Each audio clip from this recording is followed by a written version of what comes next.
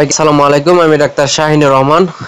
তো আজকে সর্বশেষ আপডেট নিয়ে আসলাম মাইলস্টোন স্কুল অ্যান্ড কলেজের যে বিমান দুর্ঘটনার সর্বশেষ আপডেট। তো শুরু থেকে সম্পূর্ণ ভিডিওটি দেখবেন। তো আরও মৃত্যুর খবর আমরা ইতিমধ্যে জানতে পারছি। তো কতজন মৃত্যু হলো শেষ খবর পাওয়া পর্যন্ত সেটি জানাবো।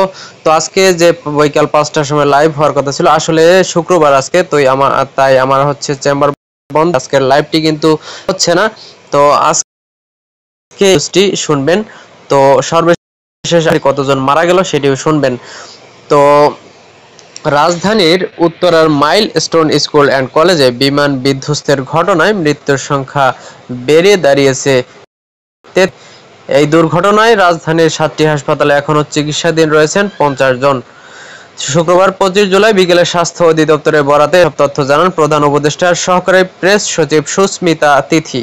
তাদের দেওয়া তথ্য অনুযায়ী নিহতদের মধ্যে জাতীয় বার্ন ও প্লাস্টিক সার্জারি ইনস্টিটিউটে 15 জন এবং সম্মিলিত সামরিক হাসপাতাল অর্থাৎ সিএমএইচ 15 জন এবং ঢাকা মেডিকেল কলেজ হাসপাতালে একজন, লোবনা জেনারেল অ্যান্ড কার্ডিয়াক সেন্টারে একজন, ইউনাইটেড হাসপাতালে একজন মারা গেছেন।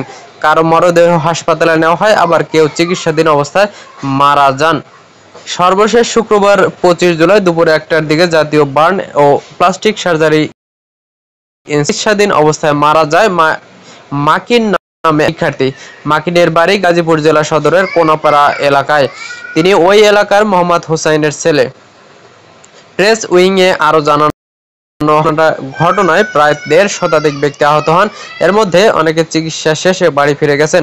বর্তমানে হাসপাতালে ভর্তি আছেন 50 জন। এর মধ্যে 40 জনই আছেন জাতীয় বার্ন ইনস্টিটিউটে।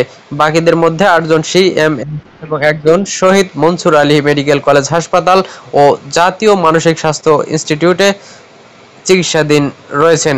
গত 21 জুলাই সকালে বাংলাদেশ বিমান বাহিনীর একটি যুদ্ধ বিমান মাইলস্টোন স্কুল অ্যান্ড কলেজের একটি ভবনের উপর বিধ্বস্ত হয়।